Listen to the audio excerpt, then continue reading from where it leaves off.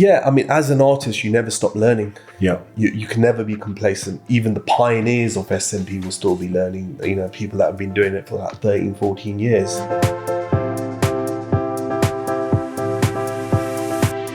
Hey guys, welcome back to another episode of Founder Stories. Today I have with me the CEO and founder of Elixir Micropigmentation, Mr. J. Hey guys, welcome back to another episode of Founder Stories. Today I have with me the CEO and founder of Elixir Micropigmentation, Mr. J. Grewal. Thank you for joining me. Thanks for having us, Simon. You also are, for those of you that don't know, I have had, we'll get into this in the podcast, but I've had 2 hair transplants, which I wasn't happy with, and I was super self-conscious.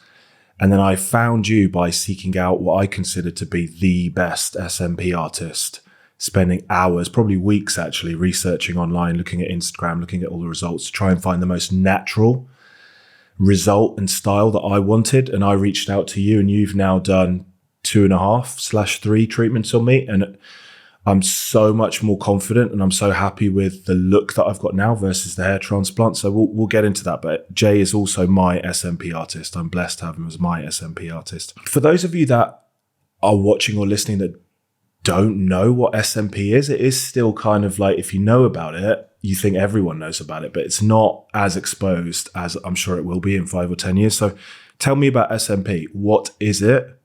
How does it differ from a hair transplant? So now scalp micropigmentation is probably on the, we're probably like the fastest growing hair loss solution in the world due to it being non-invasive, and it's just come in, get it done, a little down care, and also the actual procedure is guaranteed. It's guaranteed to work, unlike a hair transplant.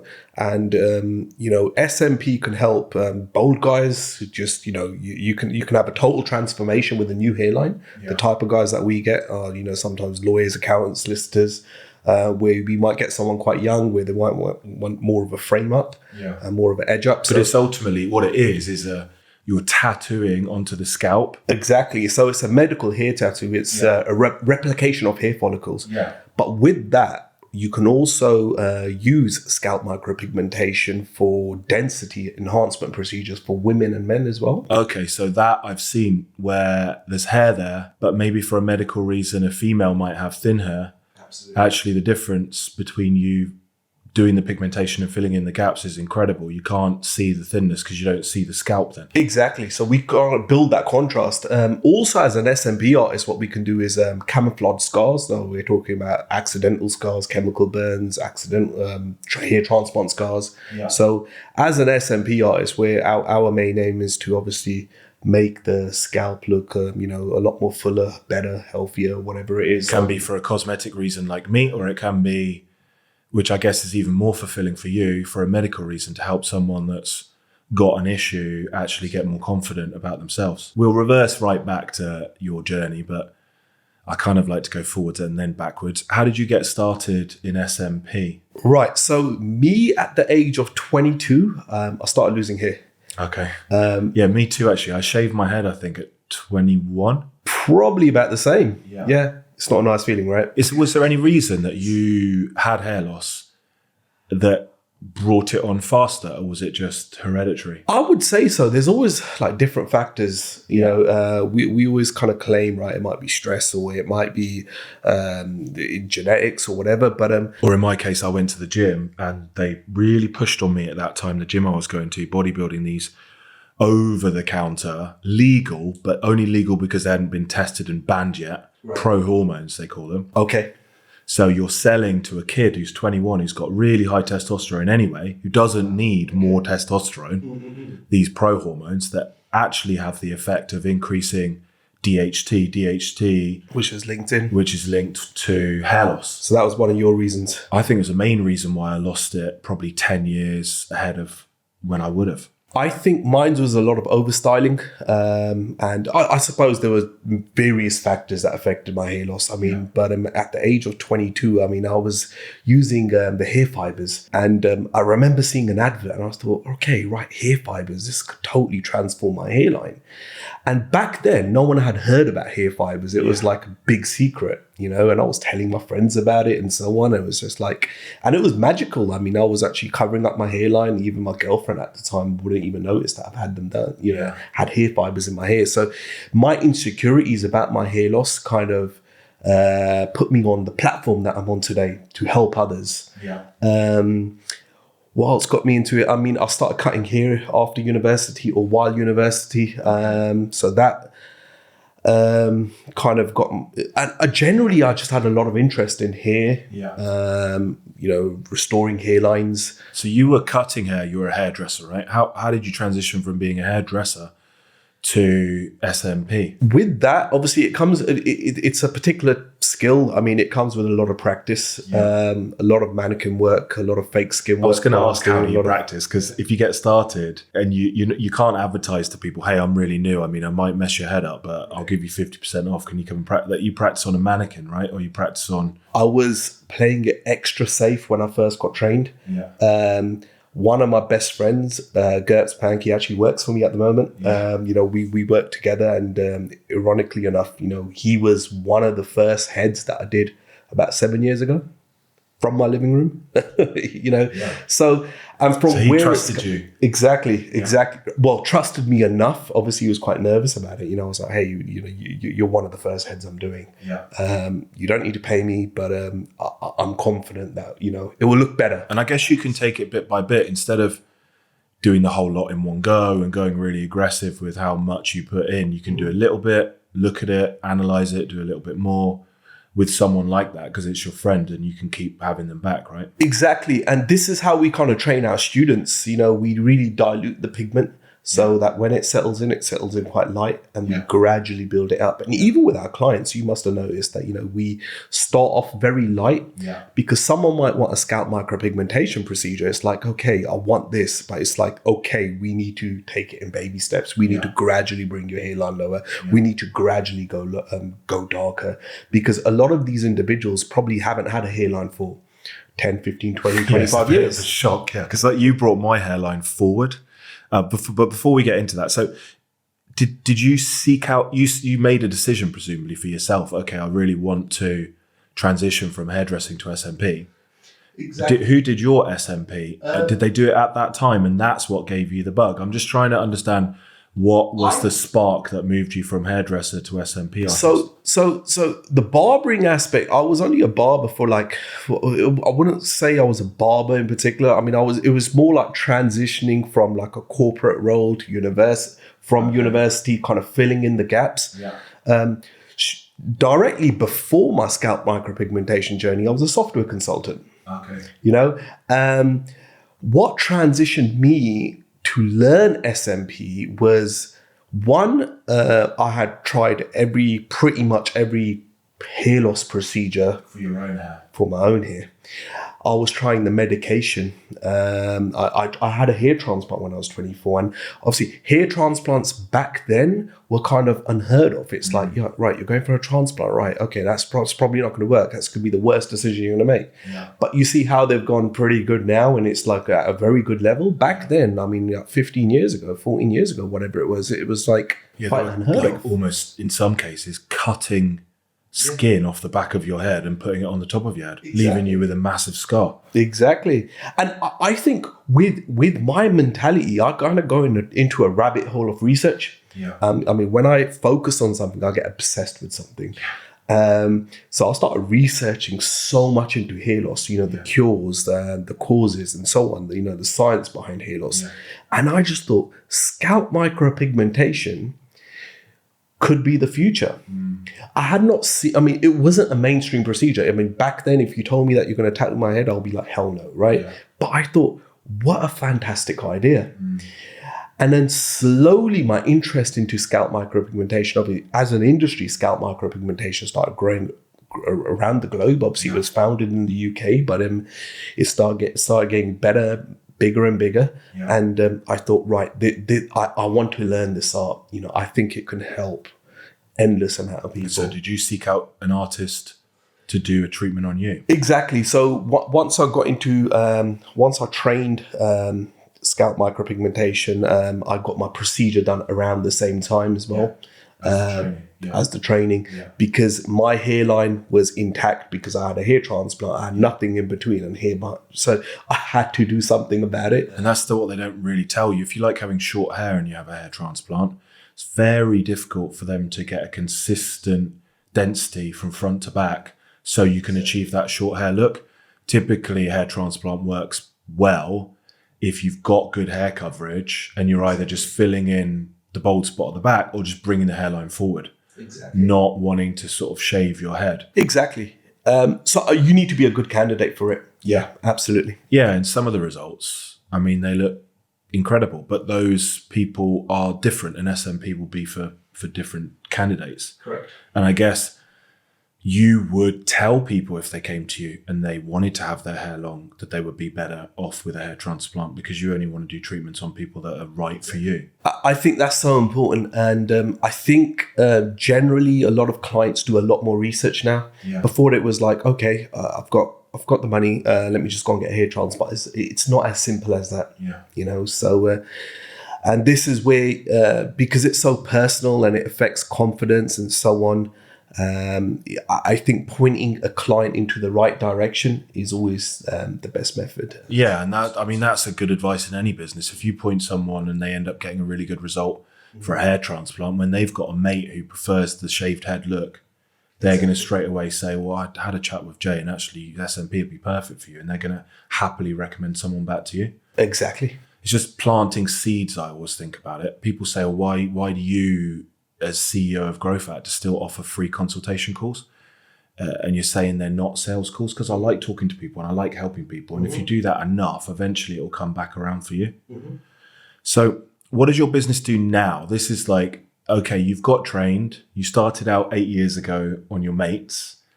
Between then and now, how many treatments do you reckon you've done? Thousands, yeah. So the quality of your own work, plus from what you've said in terms of going into a rabbit hole about learning, you've not just been doing the treatments, but you've probably also been going on courses, going to speak to other artists, learning, observing, all of that in the meantime to get better. Exactly. So since then, I mean, the whole industry has changed. And I think as there's better and better artists coming out, just like the tattooing industry or any kind of industry, we're kind of all pushing each other's limits. And people will travel now, like with tattoos.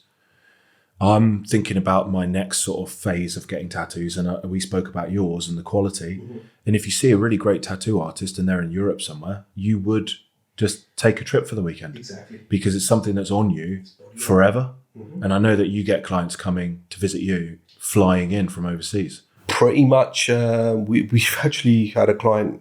We get quite a few clients from the Middle East, Europe. I mean, the good thing is being right close to Heathrow Airport, they'll fly in for a procedure in the morning, and by the evening they can get a flight back. And the convenience of that is, and they're not all bandaged up like I was when I came back from Istanbul. Exactly. Yeah. So it's straightforward. Bleeding all over the airplane seat. Yeah. You get some clients that will come in from up north, or they'll spend the day or the weekend out in London and get their procedure done at the same time. I mean, there's literally no downtime, as you know. Yeah. What do you do? What's your routine? Because presumably your goal is to be up there as one of the best, if not the best, SMP artists in the world. What do you do in that 8-year period to get to where you are now, which is well renowned as one of the best and training other people? Do you go and visit other SMP artists? Are you going on courses? Because it's such a creative new thing. How do you make yourself better? I'm kind of borderline obsessed, would you say? I'm obsessed with the industry. I love the industry. I've seen it grow from pretty much the beginning to now. Networking is so important. Networking with different SMP artists around the world. We've got sponsorship deals where we're working with FYT needles, which are some of the best SMP needles in the world. We're working together as collectively as sponsored artists. So it's not just your skill. You're actually looking at the instruments you use. And how can you work with the suppliers to make them better? The instruments from when we started to now have just massively improved. We're talking pigment machines, needles in particular. So networking, and also just obviously what we're part of is Leaders SMP Academy, which is the best SMP Academy or the biggest SMP Academy in the world, right? So it's a collaboration of 10 SMP artists. Yeah. And we travel Around the world, yeah. Exactly. So it's like a mastermind for business owners. Exactly. But is it to help each other with some of the business elements, like how to attract, convert, deliver to clients, or is it more on how to be the best? We're SMP constantly artist? having those discussions. Yeah, so it's like a mastermind then, Exactly. Yeah. So you're obviously talking about, because you're not competing with each other, you're in different areas of the world. Exactly. And you're talking about how to be better at your craft, but also what's working for people, I guess, in terms of marketing, content, pricing, sales, delivery, aftercare, software systems, everything. A lot of these American SMP artists, really, I admire them because of their work ethic.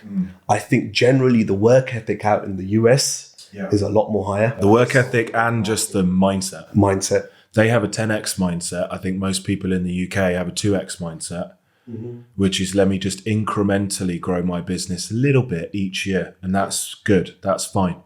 Whereas actually it's a lot easier to just say, well, how do I 10x this business over X period of time? What big moves do I need to make? Absolutely. Totally agree. I think we can learn a lot. And that utilizing the global market. So I used to be in a mastermind similar. It was actually 8 accountancy firms, but they were in the UK.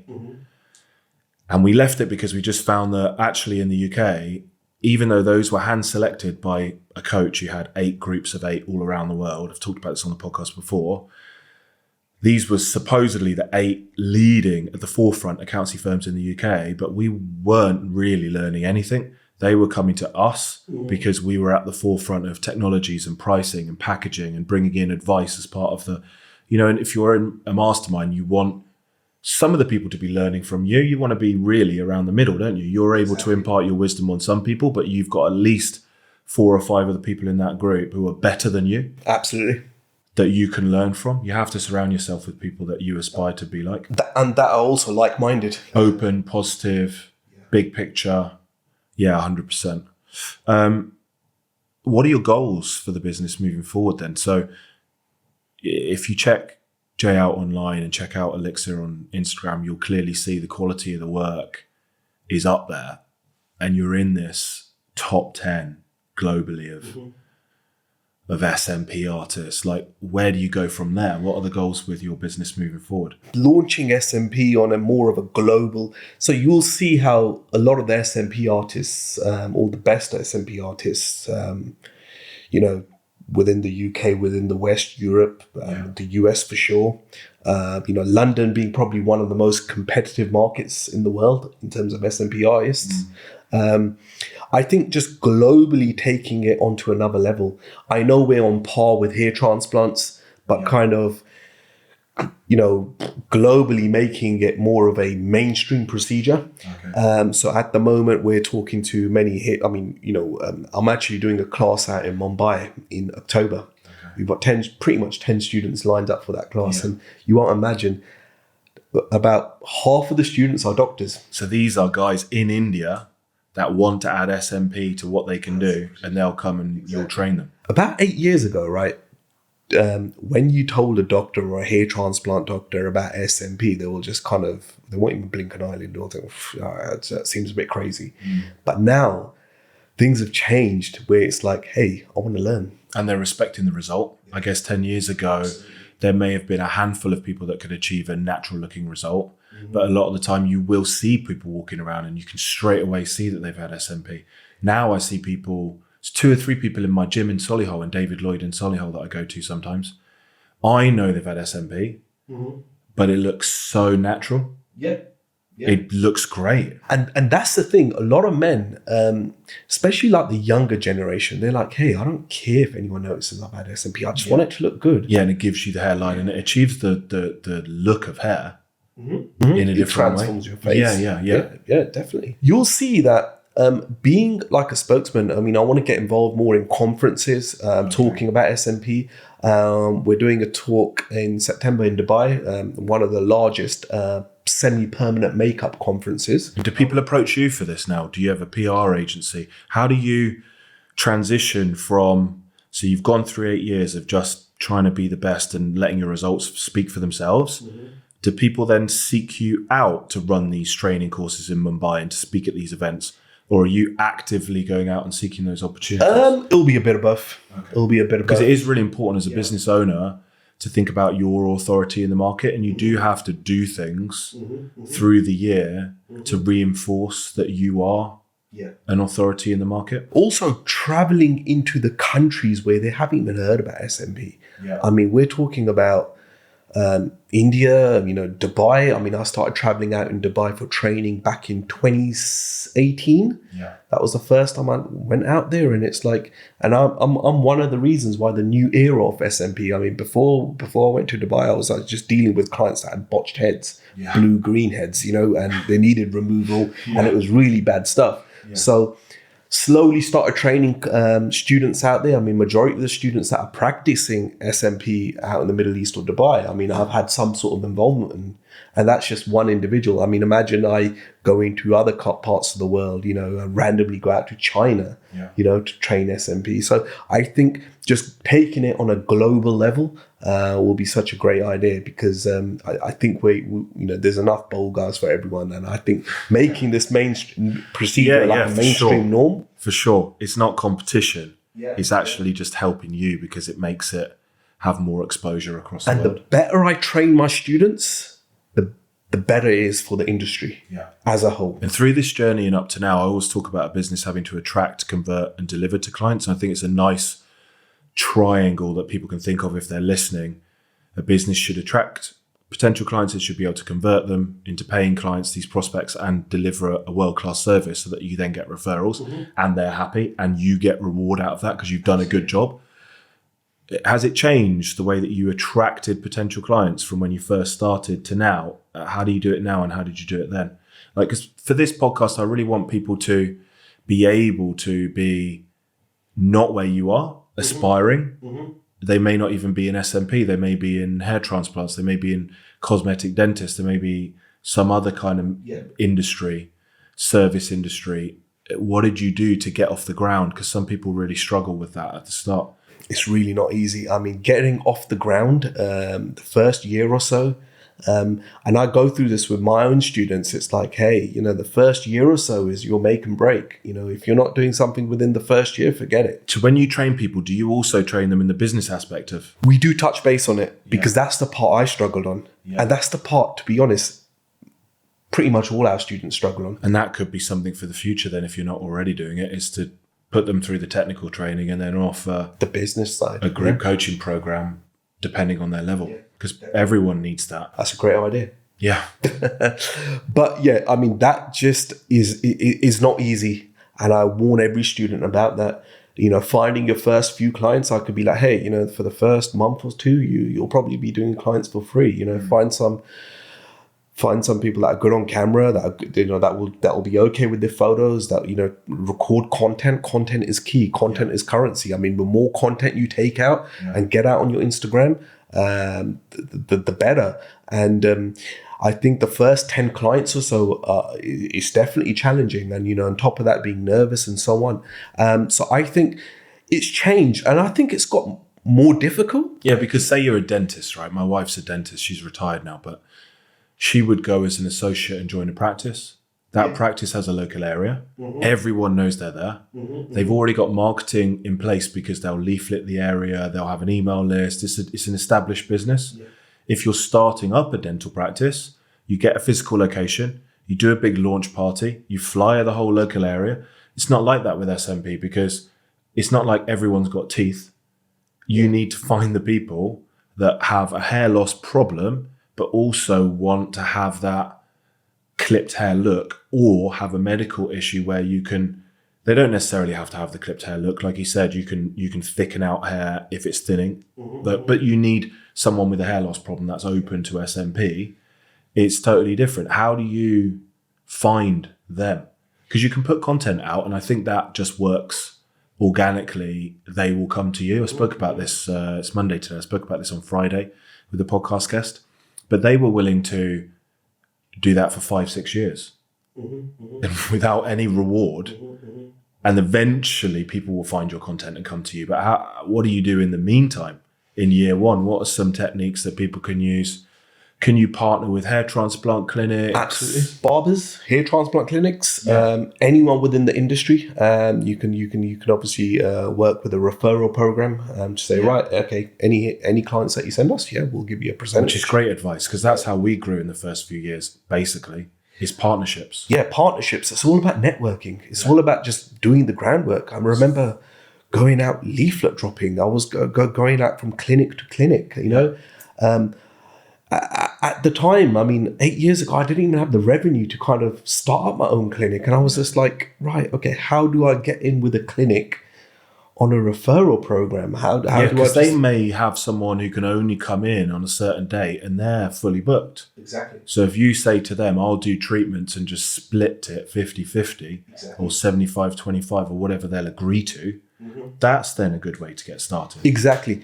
Simon, as we know, everything is possible. And, if you put your mind to it. Yeah, and you have to be consistent, confident, deliberate, also resourceful. Resourceful is the big one, isn't it? Because if you sat down there with a pen and paper and really thought about it with a mindset of, I'll make this work. Put it this way, with my mindset, even if I was to learn SMP, if I was to take the 8 years and start all over again, I will make it work in more of a competitive environment, because I'm not a quitter. I'm just like, go, right? So I know after the 100th email, I probably still won't get a reply, but I will just keep going. But the best thing, I guess, then is if a business owner is in that initial phase, I always say get a coach or a mentor. Reach out to people like you on Instagram and say, I've just set up my SMP clinic. Here's what I'm doing. Have you got any advice for me? Because people will help. Don't just try and do everything on your own. And you get your rewards. You start seeing the light at the end of the tunnel. Yeah. Have you had any recognition on that? Like, have you won any awards? What's been the recognition and the nice things that have happened to your business? I got a Rising Star Award back in 2019. I think it was about a year and a half into my career. So I got recognised for that, which was a great feeling. And we've been nominated for a few other things, but that was the actual award that I won, and I thought, right, okay, that took me. It felt good, That's an industry award voted for exactly by based industry on the quality professionals of your work, of my work. That's what it's based on. Yeah. Tell me, this is an interesting one, just as an aside, because we've done quite a lot of business chat. I know that you love Dubai. I love Dubai. Tell me why you love Dubai so much, and I see you there on your stories and on your Instagram, and we've spoken about it every time. What are some of the reasons why you love Dubai? And if you want to talk about it, what are some of the reasons why you're taking your business over to Dubai? So Dubai, I consider that as my second home. I'll probably visit Dubai about 3 times a year now, 4 times a year. But your background is not Middle Eastern, right? What's your background? I'm Punjabi, so Indian. It's not like you love Dubai because you instantly align with the culture and the values. Actually, it's probably quite different to yours. Exactly. But you still love the place, regardless, right? I think lifestyle. And I think networking opportunities, business opportunities, and just me being me being a popular SMP artist in the UK, which is like competitive as hell, right? But me being out in Dubai, it's like a speciality, and me kind of training majority of the SMP artists out there. So I get more, I get recognized out there a lot more, and I think, as I said, the Middle East, easy to get to, students, so I'm thinking, and as soon as I get out there, I just kind of feel that positive energy, and I go with that. It's a different, I like what you were saying about people from the US. And this is one of the reasons why we're not financially motivated to have a business with Tony Robbins. The reason we like to support Tony and support people that go to his business mastery events is the mindset of the people that go to business mastery is totally different to any other business person that you come into contact with. So open, so warm, so loving in a way. They're very trusting. And they want to take advice from you. Which you'll find is more aligned with people in the US. And I think people who've moved to Dubai who are building that entrepreneurial culture, which is building and building and gaining more and more momentum. They've moved there because they're around like-minded people. Yeah, absolutely. I speak to so many of the parents. My kids go to a private prep school. They're just shifting over to a new one, Solihull School, in September. Mm-hmm. Whenever you speak to the parents, I don't want to be too topical in this podcast, but the general consensus with anyone who knows anything is that this country is England is on a downward slide. It's going to be very, very difficult to bring it back up again. And things in the short term anyway, just getting worse and worse.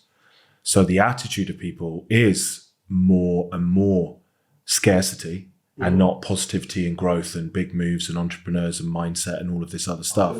And so many people, you don't realize until you ask them, are already thinking, where could we move to? Yeah.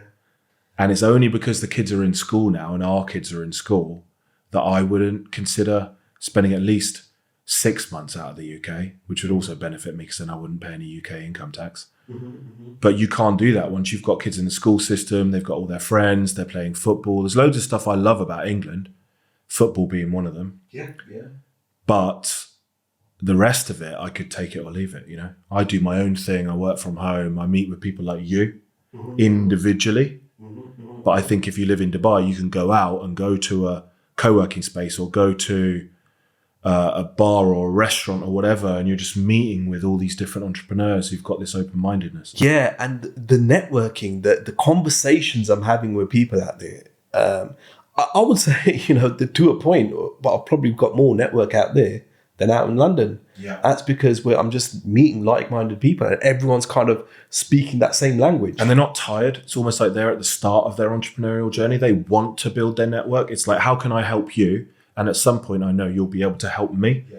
Whereas in England, I think everything's really established. See, I love that energy. Yeah. I really love that. I mean, that there just really motivates me. You get ups and downs in business, and some days I'm just so demotivated. I'm just so it kind of gets lonely, right? Being an entrepreneur, it's like, right, okay, who do I go to? Who do I speak to? I mean, what like-minded people have I got around? You need to buzz off other people sometimes. Exactly. And then you might have the negativity or whatever. And I think having that positive energy and those positive ideas, others are, amount of meetings I've been to where they're like, hey, I'll invest in your business. This is how it will work. This is what you can do. And, amount of those conversations that I've had with people out there is just unreal. Yeah, it's one of the reasons why we are opening an office in Dubai, actually moving a team member out to Dubai full time to open a Grow Factor office, because people in Dubai don't need tax advice and tax filing, although that will start to come in. But what we found happen is people from outside of Dubai have moved to Dubai. Yeah. They think, well, I don't need to file any taxes, so I won't do anything with my accounting. So either they're spending too much money because they're trying to run the business from the bank statement, right, and they're at risk of just running out of cash. And if you run out of cash in Dubai, they're not going to put you on benefits. They're just going to kick you out of the country. Yeah. Or which happens more often, they're stockpiling cash. They build up these massive cash reserves because they're too scared to invest it because they don't have any financial clarity whatsoever. So every business, I always say, needs performance reports, management accounts, financial metrics, and a CFO, chief financial officer, outside of the business, meeting with them once a week, once a month, once a quarter, to say, here's how we're performing financially.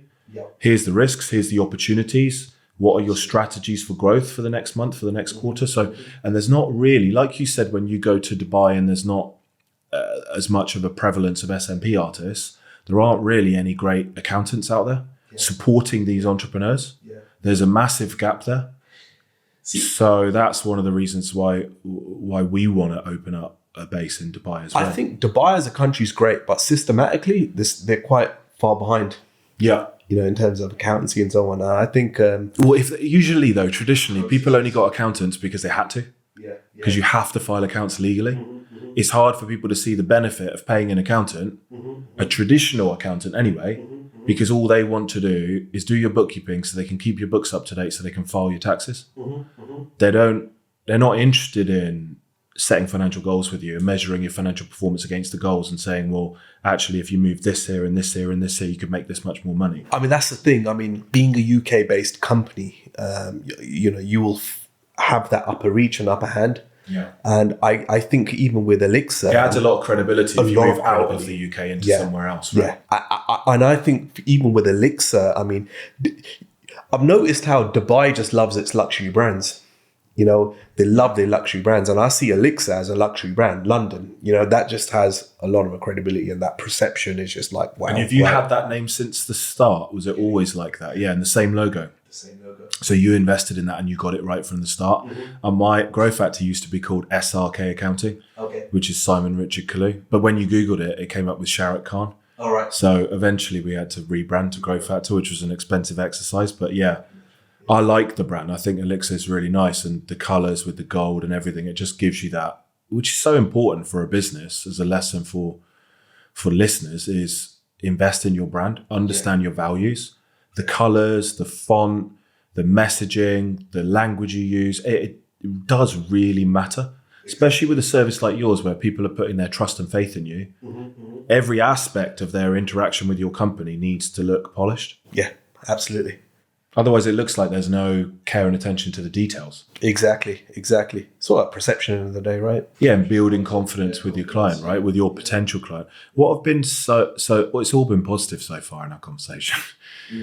You've moved out of sitting behind a computer as a software engineer or in software, right, to something that you've got a real passion for, which is a commonality amongst entrepreneurs. You've been through a struggle yourself, having lost hair follicles. You found a solution. Your hair looks amazing. It's a combination of, you have got some hair there, but it's also backed up with the SMP, right? Yeah, it's just the follicles that I had transplanted towards the front, just a handful of them. Yeah. And you've talked about your work ethic, how you've attracted clients, how you're in a mastermind, how you've won awards, how you've partnered with people. But surely during the last 8 years as well, there have been some struggles. Talk to me through some of those. Struggles? Obviously, COVID was a big one. Yeah. We were out for like 2 years. And I mean, Simon, it was challenging mentally as well. You know, someone that's just focused on working every single day, just sitting at home thinking, right, what can I do? And finding motivation to work on other things, you know? So I think that, you know, out of the 8 years, you know, we can say 2 years were written off by COVID, right? So technically it's been 6 years. Yeah. How did you get through that financially? The support from the government was, although it wasn't really thought through how they were going to fund it, I mean, for the business, forgetting about all of the rest of it, it was good. And people in your kind of industry would need that support because you wouldn't have seen that coming, right? Yeah, absolutely. Something was better than nothing at that stage, you know. But I think mentally it was difficult. Mentally overcoming that was difficult. What are the challenges? Challenges could be, you know, growing to the next stage. I think now I'm just at that thing where it's like, okay, I want new locations. I want a new challenge. I'm getting... I don't want to be complacent. I just don't want the one location. Because it's you doing the work, right? And you are an expert in the work. Right.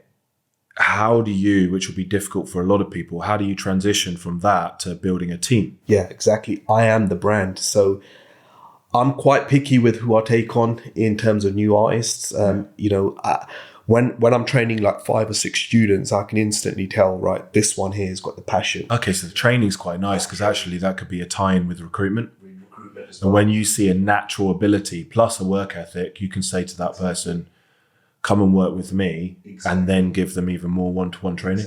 Exactly. Okay, that makes sense. On all the secrets and signature techniques and so on. Yeah. I think scaling to Dubai is proving to be challenging because obviously not knowing the rules, regulations, and so on. So I'm trying to figure that all out. That's obviously, but it's a nice challenge.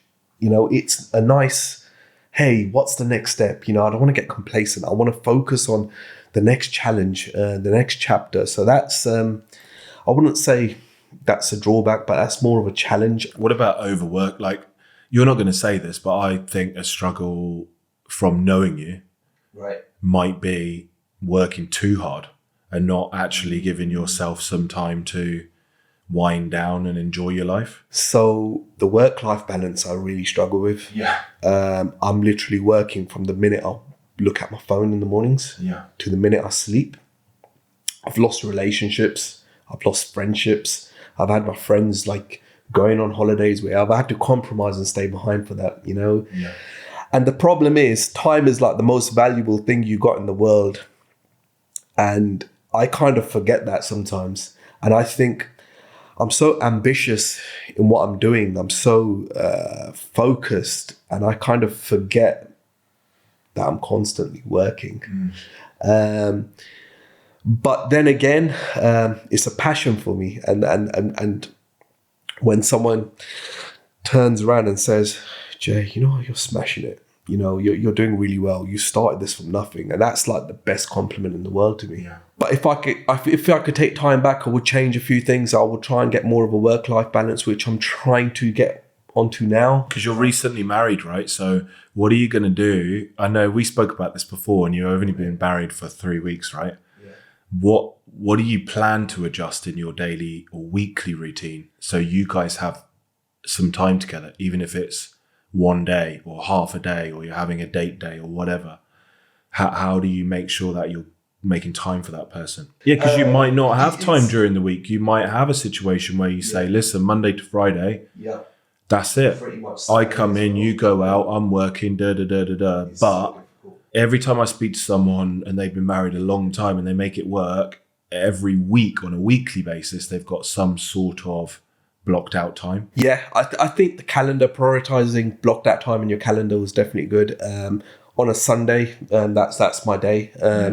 But evenings, we'll always try and focus. What I used to do, right? I used to kind of be doing SMP like I would have like 2-3 clients a day. Yeah. Where now I'm trying to kind of delegate more to GURPS, for example, who's now amazing. His work's now caught fire. It's like, right, you know, you can start taking a lot more of the procedures as well, where I'm just kind of mainly focusing on maybe one procedure a day. Then I've got a few hours in the day to kind of focus on other topics and other... Yeah, working on the business. Exactly, working on the business. Yeah, exactly. Partnerships, looking at the Dubai move, all of those things. Exactly. And then you've got some time in your evening. Exactly. So now it's all about just delegating tasks. And you know, it's not a skill that I kind of naturally had. Even working in the corporate world when I was a manager, I was kind of struggling with delegating tasks. It's like, right, let me just do it myself. I'll get it done better and I'll get it done faster. You know, that's what. But now I'm kind of focusing on delegating tasks, trusting someone to just get it done,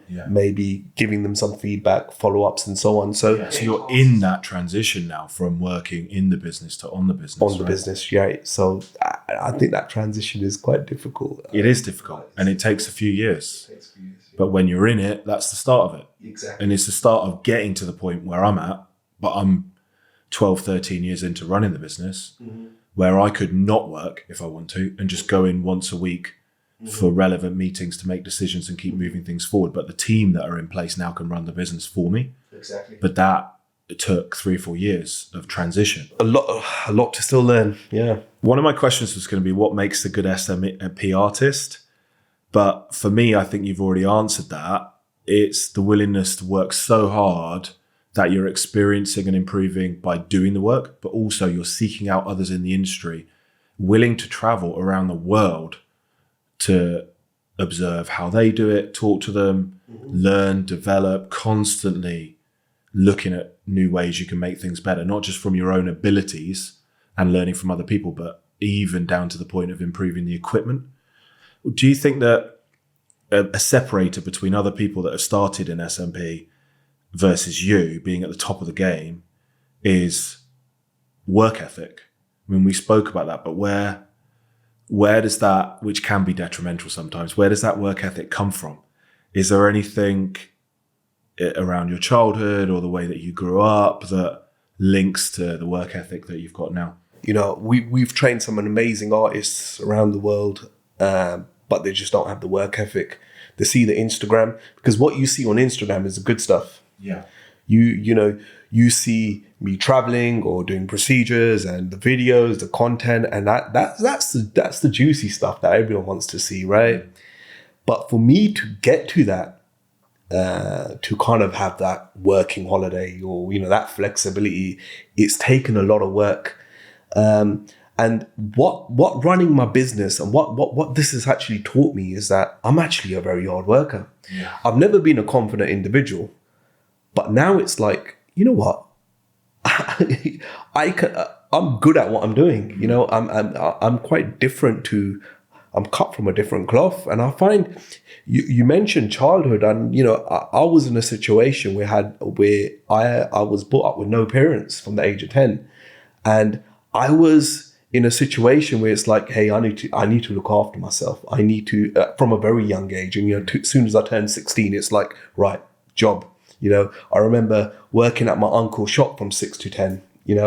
And that was probably more of a priority for me than going to school and and playing football in the evenings or or whatever it was. And I think that was kind of inbuilt in me from such a young age that it's like norm. It's the norm, and I kind of forget that. You're from an Indian background as well. It's not everyone, but in your family, it sounds like you could see them working so hard for what they've got. So yeah, I mean, so just dealing with business from a young age. It was a corner shop we were running, like an off license, and it's like, right, this is the time you need to be here. So I had that dedication from a young age, and then working. I remember wanting to buy a Golf GTI at the age of like 19. It was like a dream car for me, and I was like, I'm gonna make it happen.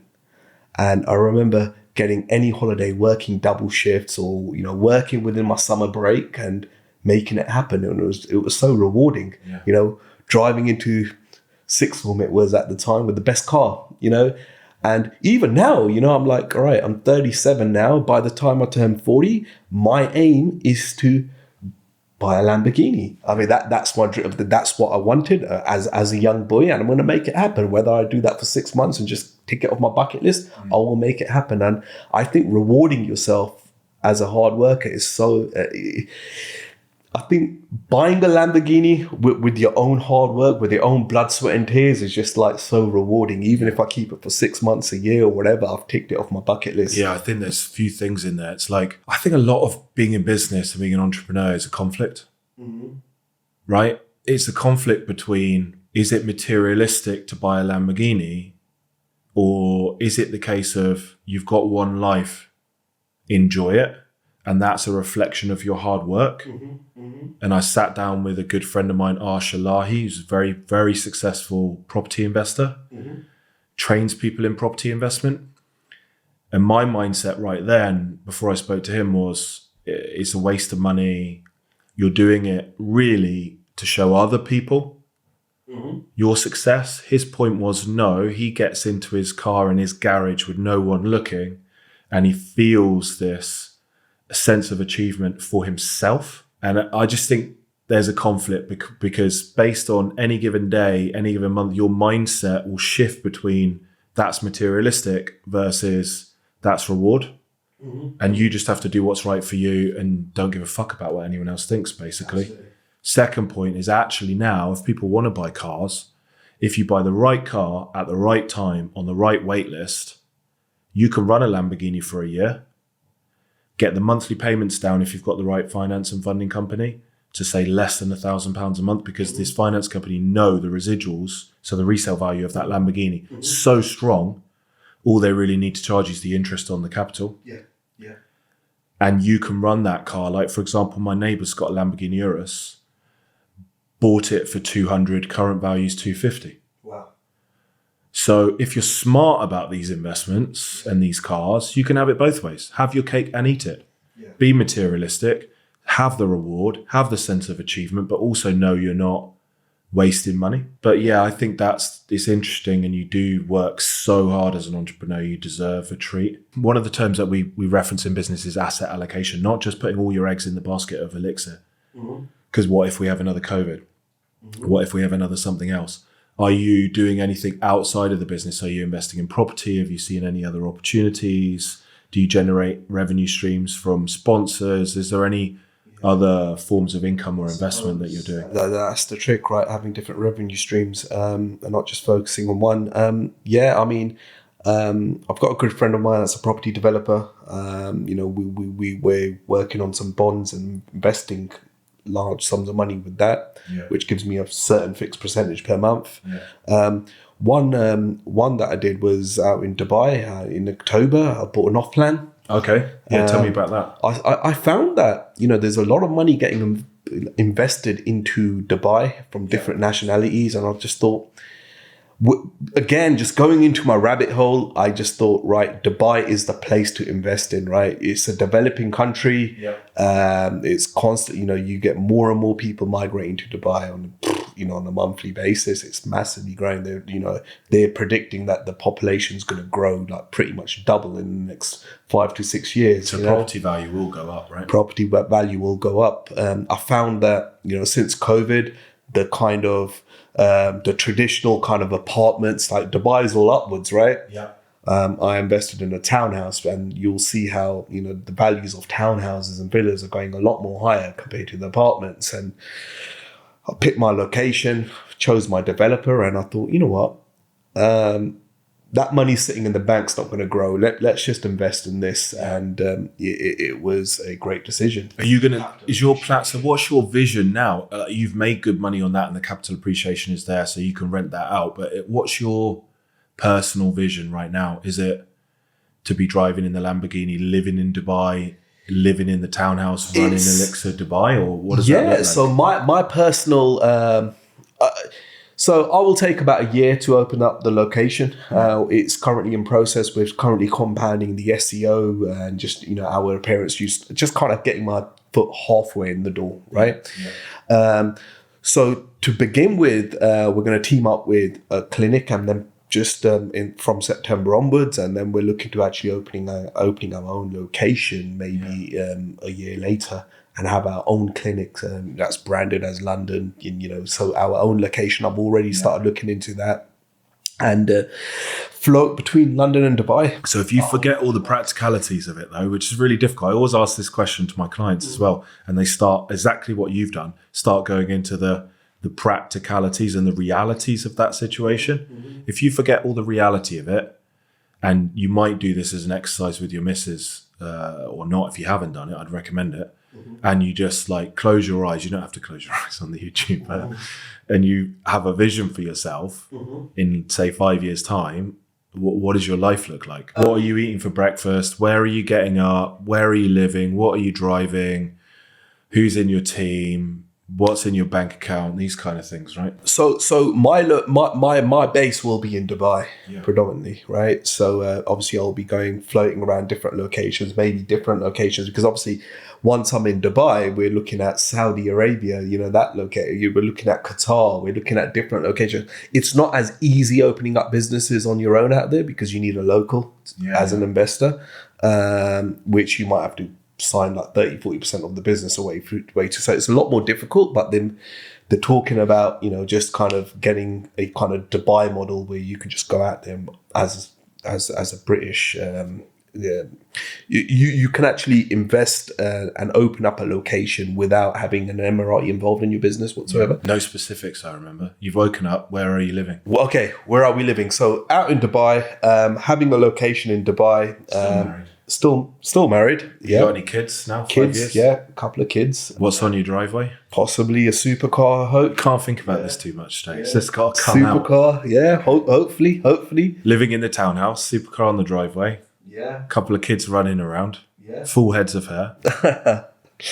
Yeah, hopefully. You're running Dubai. Is successful, presumably. Yeah. Busy, wait list, 2 or 3 award-winning artists in there. You're going in and doing the treatments that you want to do. Absolutely. Just to stay in the game, I guess. Yeah. Thinking about the next locations that you're going to open. Yeah. So once I'm in Dubai, obviously, then you've got a whole range of different options out there, right? Because all these countries out there, SMP hasn't even reached. So maybe you've got Saturdays and Sundays free at this point, and you're going out for brunches on the Saturdays and taking the kids to play football or whatever you can do. What do you do if you move to Dubai in the summer when you can't go outside? I'm always curious to know, for the people that move there full time, do they move somewhere else? So I was in Portugal recently at this place called Quinta do Lago, which is billionaire city. And I was talking to this really nice couple, and they were saying that their parents had a property there. It's probably 20-30 million pounds, which they'll spend the summer in because it gets too hot where they live for the rest of the year, which is the Bahamas. So they'll start splitting their time between 2 different places because it's too hot to be in the Bahamas through the summer. So do people who move to Dubai go and spend the summer back in Europe? Or a lot of you the can't go expats outside did. then, can you? It's like 50 degrees. I mean, I have been to Dubai in August. To be honest, the heat doesn't really bother me too much. Okay. I like it. And I mean, I was actually a few years ago, I was actually there for pretty much like 3 weeks in August doing procedures. So it doesn't bother me to be honest. Because everywhere you go out there, it's just well conditioned, isn't it? Yeah, and they're bringing everything as well, like the culture of football. All the top players are going out to Saudi Arabia, which is presumably all televised in Dubai. They work out what people enjoy to do and watch and recreate that. This is a random one. Business, as you've talked about, it's really a 24-hour game, 24-hour sport. You probably said, you think about it all day long, you go to sleep. But I bet if you wake up in the night to go to the toilet, you start thinking about it again. Yeah, you'll check your phone. Is there anything that you do right now, mindset-wise, to help you deal with that level of sort of stress and anxiety? Exercise, walking, meditation, diet, nutrition, hydration, anything like that? Put it this way, when I walk the dog, we'll go out on like a 45-minute, 1 hour walk. Yeah. And I'll leave my phone at home. Is that on a daily basis? Pretty much. Yeah. What kind of dog have you got? An XL bully, an American bully. Oh, nice. I haven't seen that dog on you. Is that dog on your Instagram? I've got a personal Instagram for Oh, okay, yeah, fine. yeah. All right, you've not It's a accepted popular me to that one. Yeah. But honestly, like if I take my phone with me, I know I'm getting distracted on phone calls, especially with international phone calls with different time differences. Or you'll and so start on. doing little admin jobs, ordering things off Amazon, whatever it might be. So that's my time to kind of switch off. Yeah. I used to do a lot of yoga. That like opposite the clinic, we've got hot yoga, Bikram yoga. Nice. That was a good switch off. That was really good and more kind of on a spiritual level. I listen to quite a bit of roots reggae. I think that's kind of gives me a good kind of even while doing a procedure. Are you is Sikh? Is that your religion? Same as me. Yeah. Do you go to the God warrior? Yeah, definitely. I've definitely got a spiritual insight. I think switching off is so difficult, but maybe a bit of meditation will help. That's one thing I want to get into my routine. I haven't been doing so far, but I think that will really help. Yeah, there's a really good app called Calm. Quite nice because it gives you the daily meditation, but you meditate for say 8-9 minutes, which is doable, and then there's a teaching for the day where they'll talk for 2-3 minutes about an aspect of how you can improve your mental well-being or your day-to-day. I find that quite nice. I've got out the habit of doing that. What I found really useful as well is I used to do an anxiety release meditation before I went to sleep. Okay. It's like 15 minutes long. You just listen to it and effectively fall asleep at the end of it. That I found really great because I woke up the next morning with lower levels of anxiety, lower levels of stress, more focus, more energy. And that's on the same app, is it? Same app, yeah. So saying this now, I'm actually going to use today as it's a Monday to get back into it. But it's good that you do that. I think it's super important that you take a little bit of time each day, and the dog needs walking, right? That's why it's so good to have a dog because they rely on you. And they'll tell you if they can. Exactly. I only got a dog because my chiropractor said your back is hurting. If you get a dog and you start walking, your back pain will be gone. Excuses. Yeah. Definitely helps. I think also going to the gym, I mean, it's not something that I do on a regular basis, but a few times a week. But I find like when I'm at the gym, when I'm tired, I come up with the best ideas. Anywhere outside of work, right? I come up. Maybe it's to do with the oxygen levels or whatever. Well, it gives me like that. Maybe it's the testosterone linked in with the testosterone. I suppose training legs or whatever. Elevating the levels of various happy hormones because you're working out. But that's the thing. Like you see that the mega successful business owners, right? The mega successful, the billionaires we're talking about, they will still take that time out to go to the gym. 100%. Look at Tony Robbins. Gets up, goes in a cold plunge. Yeah. Oh yeah. Meditates for 15 minutes. In every single day, he'll be doing exercise. That's one thing. Cold showers. That's a good idea as well. Yes, I bought the little Lumi cold tub, the one that sits in the garden. But because we've been in a heat wave, I haven't even bothered to put it up because if I pour it with water, that water is going to quickly be 20 degrees. And I haven't got enough room in my freezer to freeze ice to put into the thing. Because if you buy the ice bath, ideally you want one that's plugged in. Okay. That's constantly at that 5 degrees or whatever it is. But they're thousands of pounds. And it's not really proven. It does decrease inflammation, but it's not really proven. It's more of a mindset thing. So I bought the cheap one because I think 9 months of the year, England's cold enough to just put the water in, put the lid on, and you just go and get inside. I'm looking forward to the day when I can just chuck my kid in there, tell him it's a nice warm bath, and they've been naughty, and just chuck them in a 2-degree ice bath. How do you manage your social media commitments? Do you make content and batch it and post it up? Do you have a team that helps you? Because a lot of what you do is putting out content and then people will see it. That's how I found you.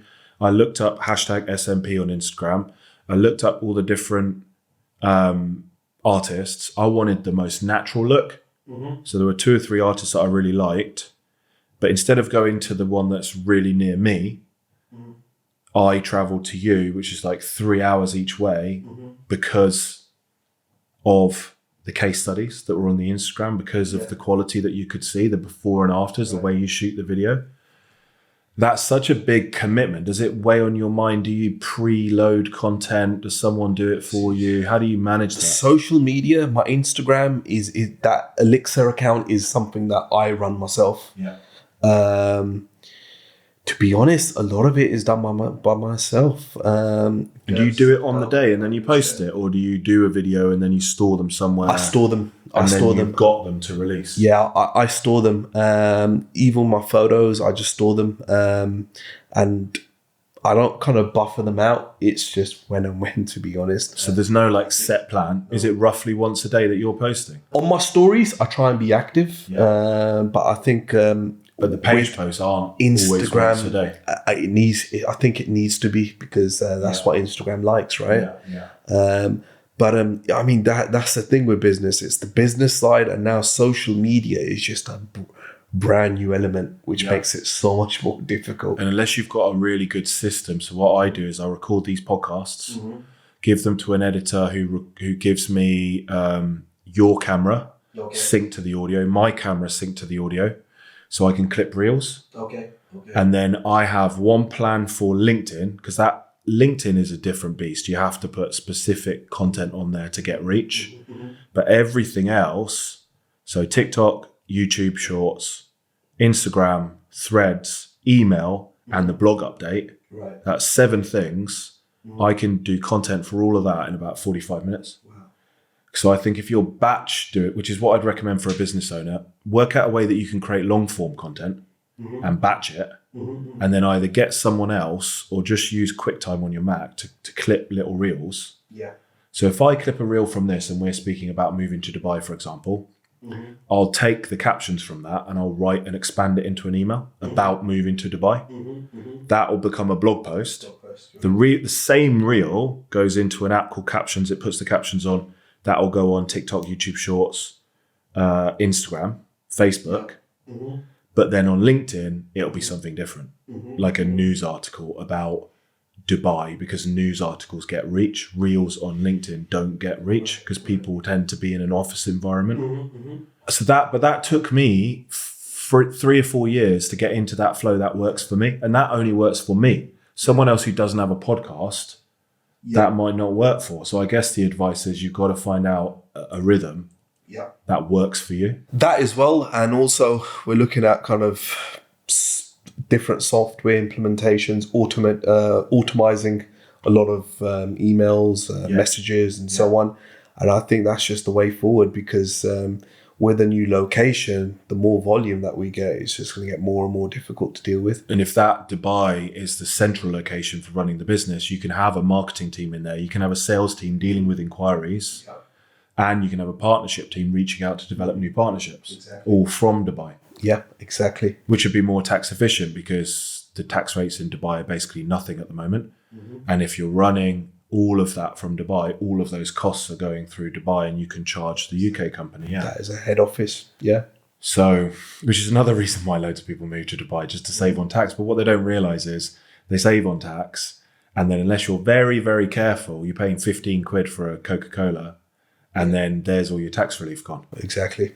So you have to manage your lifestyle as well. Done as well. And it's easy falling into that trap out in Dubai, right? Yeah, 100%. A lot of distractions.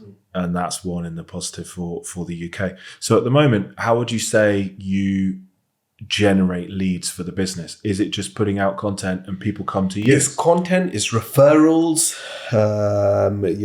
different blogs. It could be Google Ads. SEO and Google Ads. SEO is a big one. And I think... Have you seen that Hike SEO, which is kind of like, I'm sure there are other companies that do it, AI-driven SEO that analyzes your website and tells you what you need to change? AI-driven? No. It's basically a software. Okay.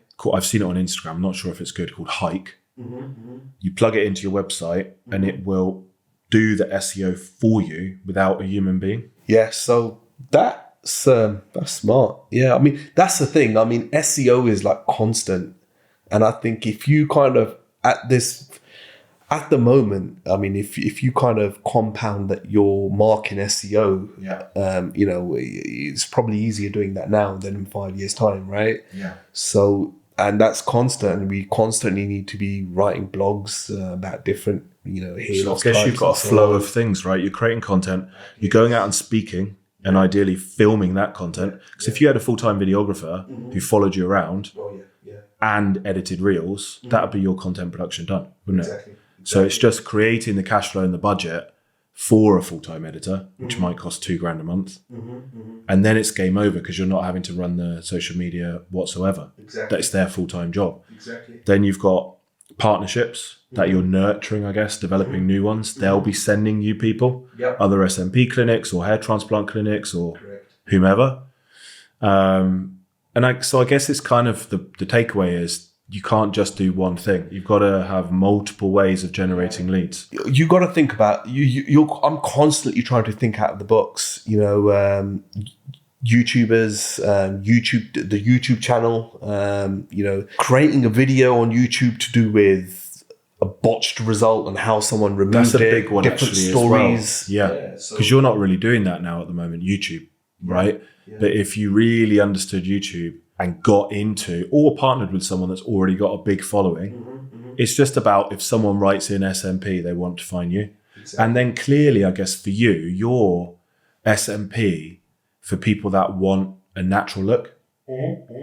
Some people won't want a natural look. They want that really sharp, styled look, and they'll go to someone else, right? So it's clear who you're for. Yeah, I mean, but as an artist, you need to adapt. You need to be able to do everything. Okay, so would you say that you would create the look based on what the client wants? Okay, fair enough. Based on the individual's lifestyle and what they want. As an artist, I need to deliver what they want, right? So also, I think YouTube is probably like now the second largest search engine after Google, isn't it? All right. So if you're looking for a procedure, and it powers SEO on Google as well. SEO as well, yeah. So it all goes hand in hand, right? And then I think it's really important, obviously, to be on top of your financials, because if you understand your cash flow, you know exactly how much money you can budget for advertising. Because the easiest thing is to just put money behind your YouTube, run Google Ads, sponsor your Instagram posts, and then you're dominating everyone else because you've built up more cash flow than these startups. So to separate yourself, you're just putting a little bit of spend behind all your content. And how do you convert prospects? So I'm trying to remember how I moved from prospect to booked in client. I think it was just all done on email. It was all email. Nowadays it's normally like a phone consultation. Email or a quick phone consultation. Since COVID, things have changed. I mean, when we first started, it was more like, hey, can I come to your clinic? Can you draw me a mock-up? Can you? I want a face-to-face consultation. Another big one was I need to see it in person. Right. But nowadays it's more like, okay, what hairline do you want? When can you come in? This is how much it will cost. And the cameras now are so high definition, and you're not putting pictures up, you're putting video. So you can see edited. Yeah. So that's all. And we spoke about the delivery. I think the delivery for you to be the best just comes down to the work ethic and the willingness to keep learning. Because you can learn from anyone, can't you? There'll be other SMP artists that come up with their own techniques that share them with you, and you could say, oh, hey, do you know what? I could incorporate that. Yeah, I mean, as an artist, you never stop learning. You can never be complacent. There's I mean, even the pioneers of SMP will still be learning, people that have been doing it for like 13, 14 years. Yeah. So, and you're constantly learning from each other. Just to touch on mine, and then I want to ask you for your 3 keys to success. And then anything else we haven't spoken about, we can go through, and then we'll wrap up. My journey was, for those of you that are watching, if you're listening, you can just imagine my hairline in your head. I had a kind of a monk look. So I had the hair all around the outside, literally nothing on the top. So I booked a hair transplant in Turkey because I was really self-conscious about it, right? It used to get me down. I had the front done, and I wasn't as happy with where the hairline was, but they didn't want to bring it too far forward because there's a limit to what you can do. As a hair transplant, they're taking hair follicles from the back of your head and they're implanting them in the front. Yep. And they can't magically create follicles. They can only work with what's there.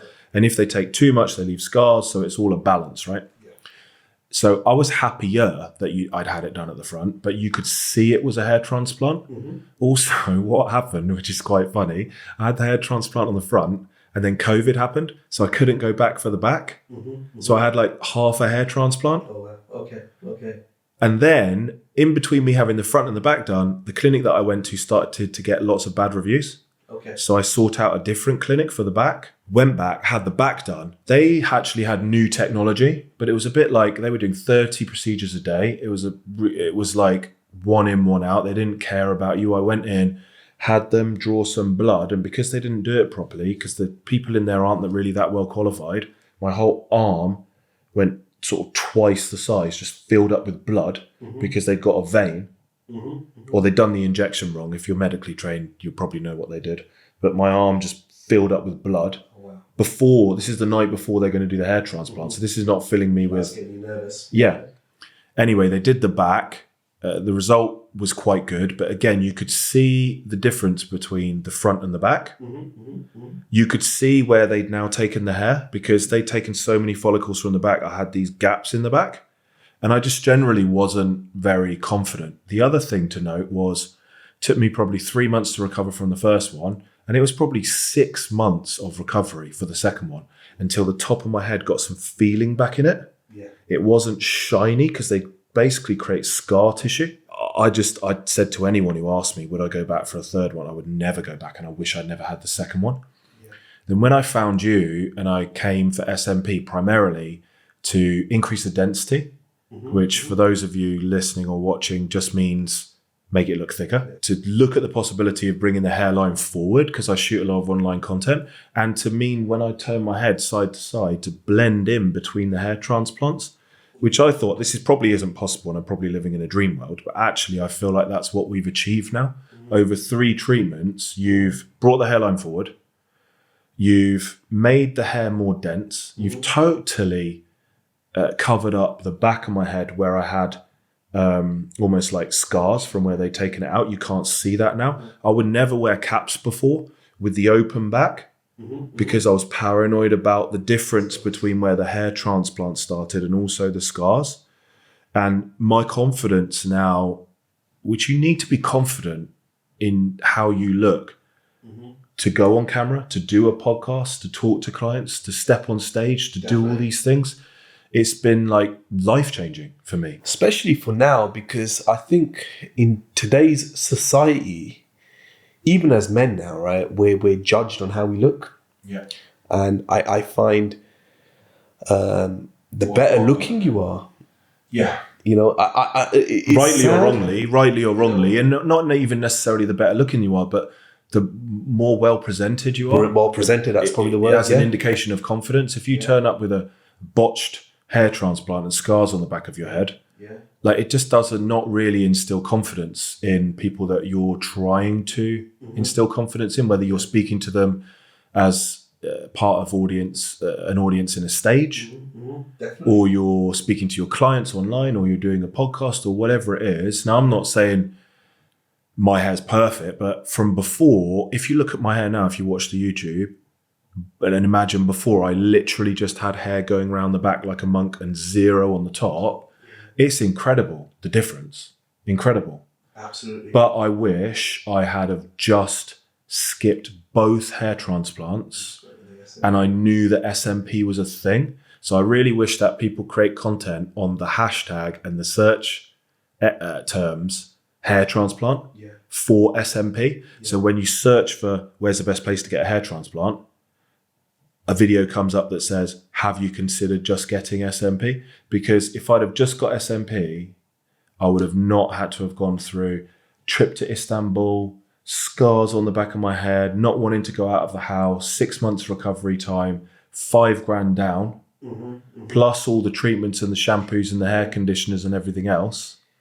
Not sleeping for 2 weeks after the procedure because you've got to lie on your back and not move. One, it would have made my life easier. But if you get the scalp micropigmentation done on skin that hasn't been tampered with, It's easier. you get so much of a better result. You know, we call it virgin skin. So if you get SMP done on skin, that's a dream world for me. My skin is so thick where they've done the hair transplant, right? Exactly. So it makes it's technically your scar tissue. So it works a lot more better, and obviously, you know, you get a better result and so on. But you're looking good regardless. So, And there's nothing wrong, I think, in this day and age. I mean, I'll speak about other things that I do in future podcasts, like testosterone therapy, and I had a which you know about, a medical condition where I had wrinkles in the top of my scalp that is not really treatable, and I've had that treated by I'm not sure what you'd call this person, but it's a doctor that does clinical cosmetic treatments with hyaluronic acid, fillers basically, which has solved the problem. But I just think my point is that if you're a man and you're in 2023, you don't have to be, I'm a man, I just deal with my shit and actually feel bad about it. You can go out and do these things like SMP or fillers or Botox or teeth whitening or whatever you want to do. As long as it's not from a place of vanity, it's from a place of, it's a genuinely gets me down. So I want to not get down about it. I used to shave the back of my head and see the wrinkles in the back of my head, and it would get me down. It would depress me, right? Same with before I had SMP. I'd shave the back of my head and I'd look at this big spot where there was nothing there. Now, even to me, it looks like hair. Even though I know it's not hair. So I think the whole kind of male grooming industry, the male aesthetics industry is just massively growing. And it's far more acceptable for men to say, right, I'm getting this done. We'll notice such a difference between like the younger generation. Do you think, I mean, you've got 2 sons now. Imagine they were dealing with hair loss in about 10 years, not 10 years, but say 15 years or so. Imagine they were dealing with hair loss. I mean, they won't just accept it. No. It's more like, hey, what can I do about this? Let me get this treated. You know, because there's so many options out there. And men are like openly speaking about it. So we get our clients that are like in their early 20s that are just openly talking about it, and they will openly, you know, just like you are, you know, they will just, you know, say, right, put me on Instagram. Yeah, I think I'm a bit different for my age, because lots of people I know who are my age will not go out of the house for 2 weeks after a hair transplant, or not tell anyone they've had SMP because they don't want people to know, because they think they'll judge them. But people don't judge people for doing that now. It's like ED. Like, men don't want to talk about it. It's like, all right, I've had a hair transplant. Let me just keep it quiet, you know? But yeah, I mean, I think saving up for a hair transplant or SMP or anything that you want to do in terms of skincare or whatever, it's just far more accepted now, which is great. So what are just to bring things together, and you can repeat the points that we've already touched on. You've been super successful, right? You're world renowned, one of the leaders in the industry. You're teaching other people. You're at the top of your game, right? You've done so well, and you should be proud of yourself to go from starting up to 8 years later now, which is not a long time in an entrepreneurial journey to get to where you've got to. For those of us who are listening, or for those of you that are listening or watching, what are your 3 keys to success? What are your 3 principles that have made you successful that you still have today? I think having a vision is so important. I think the clearer your vision, the more likelihood it's going to happen, right? Having a game plan, a 3-year game plan, 5-year game plan, just like you asked me. I'm like, you know, I can already start imagining my 40th birthday. You know, it's, I want this, or this is how it's going to be, and just having a clear vision. just positive energy and positive thinking. I think that just attracts so much positivity. Yeah. You know, I know it's so difficult. I mean, you probably get it as well, Simon. And as a business owner, what you see on Instagram, it's not always skyrocket. It's like, I have my down days. Yeah, 100%. But I try and overcome them. And it's so lonely sometimes. I'm just having a conversation with myself. It's my voice talking to me. And it's like, try and get out of that, you know, just try and look at the positivity. Be positive, and like you said, surround yourself with positive people. Because also, if your partner is not an entrepreneur, they will be there to support you, but it is almost impossible for them to empathize and understand what you're going through because they're not running a business themselves. So you have to have other people that are entrepreneurs that will give you the time, which I've got now, that you can phone up and just say, I'm having a bad day. Can we have a chat? Exactly. Then they understand what you're going through. Exactly. Yeah. So have a vision, make it really, really strong, update it as and when it needs updating. Doesn't even need to be documented. It could be like we talked about, just close your eyes and say, what does my life look like in 3 years' time? Yeah. Be positive and surround yourself with positive people. And that's the 10x thinking. Think big. Yeah. What about a third key? I think thinking big. Yeah. You know, I, like I said, since childhood, I've never been a confident individual. So it's been very difficult. If I can do it, anyone can do it, right? Yeah, because what shocked me is all of your reels and all of your online content is so polished, and you look so confident. And when we came, I could tell straight away that, you know, if you're going to go on camera, you'll really think about it. If you're going to shoot yourself in a reel, you might shoot that. We spoke about this 4 or 5 times because you feel like you didn't get the delivery of the words totally correct, which just shows that obviously you're building up your confidence and it's growing and growing and growing, but you're not necessarily, as you come across on social media, people might watch that reel and think that's perfect, but you might have shot that reel 10 times. Exactly. Right? That's fair, isn't it? Exactly. Yeah. I mean, when I first started going on camera, I was just nervous as hell. Yeah. I couldn't get my words out. And I think, yeah, you're gradually building your confidence and thinking big. What I mean by that is, you know, imagine, you know, starting off, I was like, hey, you know, okay, even if I get one client a week, it's fine. But no, what did I really know? I'm getting 3 clients a day. You know, we're fully booked for like 2 months, you know, and I've really surprised myself. So just believing in yourself. I've got believe going right down my neck for that, you know, just believing in yourself and knowing you can do it. You know, I get sick and tired of people that just give me excuses. I can't do that for this reason. I can't do that for this reason. I've sent 50 emails. I haven't had a reply. It's like, I don't feel sorry for you. Just focus on it. Keep doing it. You will get somewhere. And it doesn't come easy, man. It doesn't come easy, guys. But just keep going. Be positive and just achieve your dreams, I think. Amazing. I think that's the biggest separator from the people that I've had. You're the 11th podcast guest now, but obviously I've listened to a fair amount of podcasts and probably worked with thousands of entrepreneurs over the last 12 years. The biggest separator is consistency in doing the hard things, but they've set that big vision and then they have to work out how to achieve it. But the working out how to achieve it, and I know we're talking about this, guys, over and over again, but it's such a big point. It hasn't been made on the podcast yet. The how you get there is the easy part. But you will have to try and fail to work out what works to get there. And we can't give you this simple formula because every business is different. But if you say, I need 5 new clients a week, if you never give up, you keep being resourceful, which means talking to other people. How are you doing it? Reading books, going on courses, joining masterminds, Googling, watching, anything it takes, basically.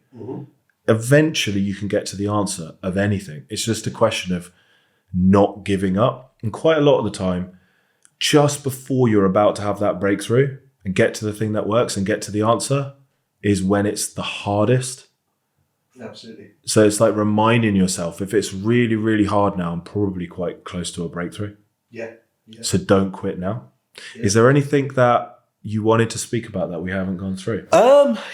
Pretty much. I mean, you've had some great questions. I think we've pretty much covered everything I want to kind of mention. And I think it's been a really good insight into you as an individual, as a human being. what separates you, which is what the whole podcast is all about. What separates you from other artists and how have you been so successful? A bit more about your journey.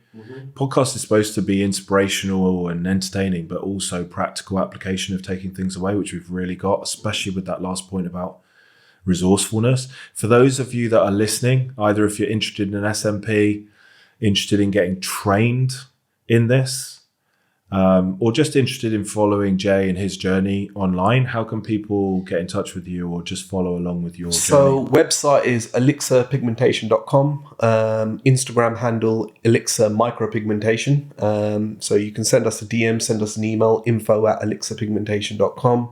And we can touch base, arrange a consultation if you're interested in a journey, a new career for like the fastest growing hair loss solution in the world. Do get in touch with us. It's, sometimes I really sit back and think, you know what, it's the best job in the world that I've got. I mean, I just love changing lives. I love transformations. You're doing something so personal for someone. I've made great friends from this, and a lot of the connection that you build with people, it's not just hair loss, you get to know them as a stranger, because you spend so much time with them. So, sometimes it could just be the best job in the world. And, I'm so grateful. I'm so grateful that I'm here, that I've achieved this. I'm so grateful that I probably even lost my own hair. Otherwise, I probably would not have been here. Everything happens for a reason, right? Exactly. God's got a plan. And because I lost my own hair, I can really relate to a lot of my clients in the same way as well. Yeah. Some of them, not dating women for like 8-9 years, or it's so not even taking the baseball cap off for so many years. Probably not telling anyone that they feel like this. Wearing hair systems is a massive secret. It's so. We're dealing with like disorders, so it's great, trying to help people in that sense as well. So absolutely. So if you're interested in a career or interested in a procedure, drop us a DM and we'll definitely help you out and discuss your options further. Awesome. Thanks for coming down, man. It's Thanks, been an Simon. absolute pleasure. Thank you. Guys, thanks for tuning in for another episode of Founder Stories, and we'll see you in the next one.